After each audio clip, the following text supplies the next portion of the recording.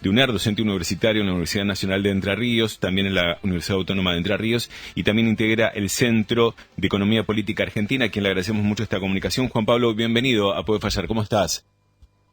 Fernando, de equipo, ¿cómo les va? Un gusto hablar con ustedes. Muy bien, bueno, sabemos que estás muy ocupado, pero queríamos analizar con vos un tema que se conoció en las últimas horas y era parte de la propuesta de la Libertad Avanza que implicaba la dolarización y el cierre del Banco Central. Se conoció ahora que no habrá dolarización, por lo menos por el momento, ni el cierre del Banco Central, y todo indicaría que no van a aplicar estas dos medidas. Básicamente, Juan Pablo, ¿qué implicaría la dolarización y el cierre del Banco Central para una economía de un país? Sí, bueno, básicamente decir que si bien el presidente electo mencionó que no se llevarán adelante estas medidas en el corto plazo, no descartó que se lleven adelante más en un plazo posterior, en el largo plazo, quizá dentro de un año.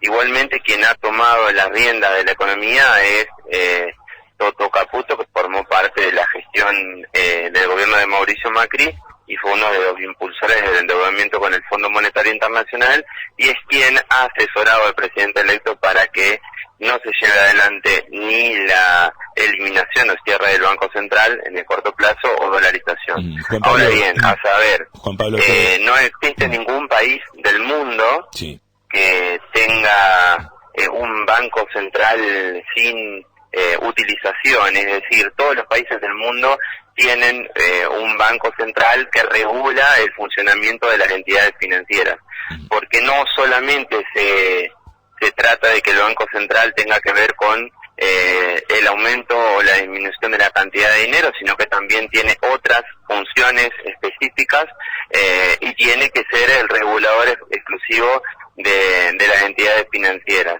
¿sí? Entonces, los mercados han dejado su huella presionando de alguna manera al presidente electo y a su equipo para que esta medida no se lleve adelante, lo cual me parece que es la mayor cordura posible. No existe en el mundo un país que no tenga banco central. Y por otro lado, la dolarización no se lleva adelante porque no tenemos los dólares suficientes para que esto se desarrolle en la actualidad.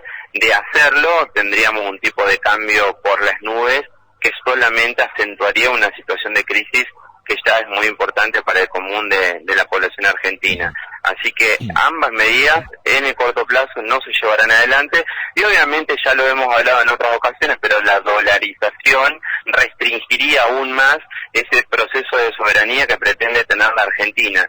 Ya con el nivel de endeudamiento, sumarle un proceso de dolarización que nos hace perder soberanía en términos de autoridad monetaria y demás, sería un escenario más que difícil para las próximas décadas de la Argentina, como es el caso de Ecuador, que hace casi 30 años que realizó un proceso de dolarización y aún no ha podido salir del mismo. Básicamente también uno para comprenderlo en el llano, ¿no? Sin un banco central, cualquier embate que pueda ocurrir, no hay manera de disiparlo o de suavizarlo para que no impacte de lleno en la economía de cada uno de los argentinos. Eso también es parte de las dificultades de no tener un banco central, ¿no? Es que justamente, así como por ahí se demoniza la política, también se ha demonizado el Banco Central como el culpable en la generación de inflación, cosa que es absolutamente mentira, y la eliminación del Banco Central lo único que haría sería que los mercados lleven adelante cualquier medida sin tener ningún tipo de regulación, y eso sería muy perjudicial para el conjunto de la población.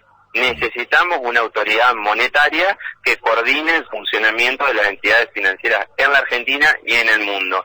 Eso de pretender una eliminación de una entidad regulatoria no hace más que llevar adelante una medida que no condice con el funcionamiento de la economía a nivel global. Y la verdad que es muy atinado por estos tiempos que los mercados hayan expresado la necesidad de contar con el Banco Central, que no solamente tiene que ver, reitero, con el control de la inflación en algún punto en términos de ese discurso monetarista de la emisión de dinero, sino que también es el gran regulador de las entidades financieras como entidad principal.